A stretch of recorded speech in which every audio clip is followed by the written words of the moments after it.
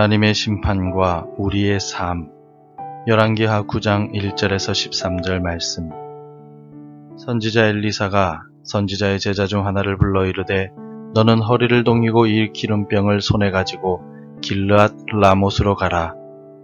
거기에 이르거든 님시의 손자 여호사밧의 아들 예후를 찾아 들어가서 그의 형제 중에서 일어나게 하고 그를 데리고 골방으로 들어가 기름병을 가지고 그의 머리에 부으며 이르기를 여호와의 말씀이 내가 내게 기름을 부어 이스라엘 왕으로 삼노라 하셨느니라 하고 곧 문을 열고 도망하되 지체하지 말지니라 하니 그 청년 곧 선지자의 청년이 길르앗 라못으로 가니라. 그가 이르러 보니 군대 장관들이 앉아 있는지라. 소년이 이르되 장관이여 내가 당신에게 할 말이 있나이다. 예후가 이르되 우리 모든 사람 중에 누구에게 하려느냐 하니 이르되 장관이여 당신에게니이다 하니지라.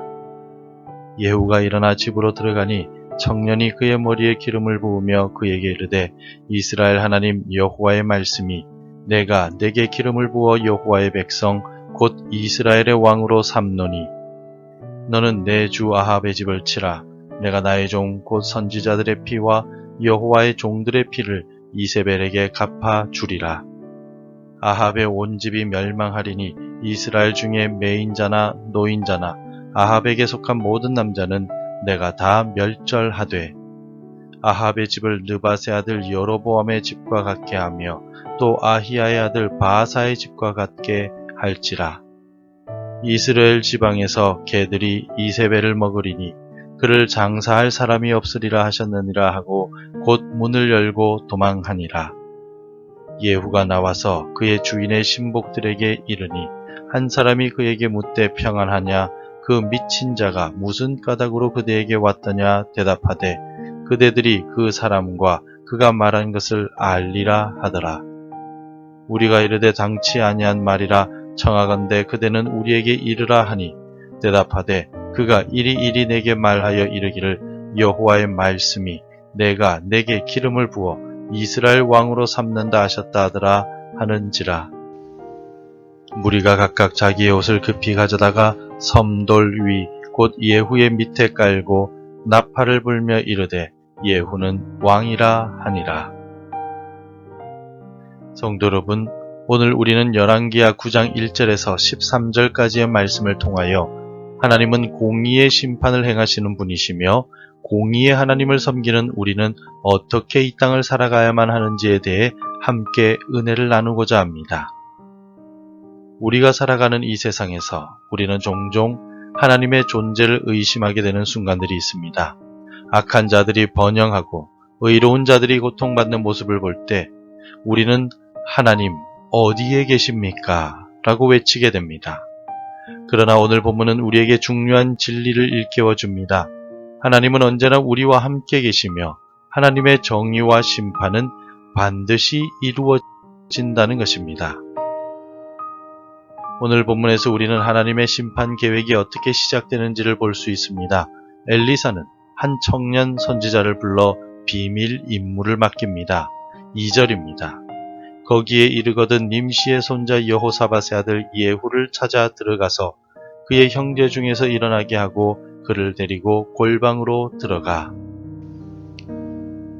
엘리사가 맡긴 이 임무는 악한 아합의 집안에 대한 하나님의 심판이 시작되었음을 의미합니다.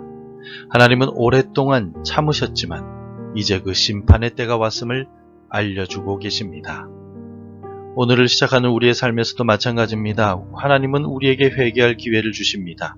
하지만 우리가 그 기회를 계속해서 무시하고 만다면 결국 심판의 때가 올 수밖에 없습니다. 그러므로 우리는 항상 깨어 있어야 하며 하나님의 음성에 귀를 기울여야만 합니다. 다음으로 우리는 하나님의 심판 선포를 보게 됩니다. 청년 선지자는 위협을 무릅쓰고 예후에게 가서 하나님의 메시지를 전합니다. 7절입니다. 너는 내 주 아합의 집을 치라. 내가 나의 종 곧 선지자들의 피와 여호와의 종들의 피를 이세벨에게 갚아 주리라. 지금 왕이 살아있음에도 불구하고 반역을 종용하는 듯한 행동을 한 청년 선지자의 언행은 오늘을 살아가는 우리에게 큰 용기와 믿음의 본보기가 됩니다. 때로는 우리도 삶의 위험을 감수하고 하나님의 뜻을 전해야만 할 때가 있습니다. 우리는 세상의 압박과 위협 앞에서도 하나님의 메시지를 담대하게 세상에 전할 수 있는 용기를 가져야만 합니다. 청년 선지자를 통해 선포되는 하나님의 말씀은 분명했습니다. 예후는 이스라엘의 새로운 왕이 될 것이며 아합의 집을 멸망시킬 것입니다. 그리고 분명히 하나님의 정의가 실현되고 말 것입니다. 우리는 이 사건을 통해 하나님께서 역사 속에서 일하고 계심을 분명하게 알 수 있습니다. 이 새벽에 하루를 시작하는 우리의 삶에서도 하나님은 끊임없이 일하고 계십니다. 우리가 보지 못하고 느끼지 못할 그 순간에도 하나님은 자신의 계획을 이루어가고 계심을 믿으시기 바랍니다. 마지막으로 우리는 세상의 반응과 하나님의 뜻이 이루어지는 놀라운 과정을 보게 됩니다. 장관들은 청년 선지자를 미친 자라고 부릅니다. 11절입니다. 예후가 나와서 그의 주인의 신복들에게 이르니 한 사람이 그에게 묻되 평안하냐? 그 미친 자가 무슨 까닭으로 그대에게 왔더냐? 대답하되 그대들이 그 사람과 그가 말한 것을 알리라 하더라. 11절의 말씀은 예후의 주인, 즉 왕의 신복들인 장관들로 대표되는 세상이 하나님의 사람들을 어떻게 바라보는지를 잘 보여줍니다. 오늘날에도 우리가 믿음대로 살아갈 때 세상은 우리를 이해하지 못하고 때로는 조롱하기도 합니다. 그러나 우리는 세상의 조롱에 흔들리지 않고 하나님만을 바라보며 살아가야 합니다. 결국 하나님의 말씀대로 예후는 이스라엘의 왕으로 추대가 됩니다. 예후의 경우와 같이 하나님의 뜻은 세상의 어떤 방해에도 불구하고 반드시 이루어지게 됩니다. 우리의 삶에서도 마찬가지입니다. 때로는 우리가 이해할 수 없는 상황 속에서도 하나님은 자신의 위대한 뜻을 이루어가고 계심을 결코 잊지 마십시오. 성도 여러분, 오늘 말씀은 우리가 오늘을 살아가면서 반드시 기억해야만 하는 중요한 사실들을 우리에게 전해줍니다. 하나님의 심판은 반드시 이루어지지만 그 심판 가운데서도 하나님의 은혜와 사랑이 함께함을 우리는 기억해야 합니다. 그러므로 우리는 하나님의 음성에 귀를 기울이며 오직 하나님의 뜻대로 살아가기 위해 노력해야만 합니다.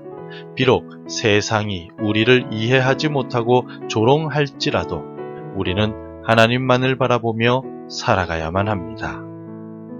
우리 모두 이 땅에서 하나님의 뜻을 이루어가는 귀한 도구가 되기를 소망합니다.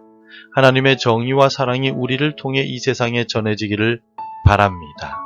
그리하여 우리가 마지막 날에 하나님 앞에 섰을 때 잘하였도다 착하고 충성된 종아라고 칭찬 들을 수 있기를 간절히 소망합니다. 기도하겠습니다. 자비로우신 하나님, 우리의 삶 가운데서 역사하시는 주님을 찬양합니다. 우리가 세상의 유혹과 압박 속에서도 흔들리지 않고 오직 주님만을 바라볼 수 있는 믿음을 주옵소서. 우리를 통해 주님의 뜻이 이 땅에 이루어지게 하시고 우리의 삶이 주님의 영광을 드러내는 도구가 되게 하옵소서. 예수님의 이름으로 기도드립니다. 아멘. 계속해서 함께 기도해 주시기 바랍니다. 하나님의 음성에 귀 기울이며 순종하는 삶을 살게 하소서. 세상 속에서 그리스도의 향기를 전하는 자들이 되게 하옵소서.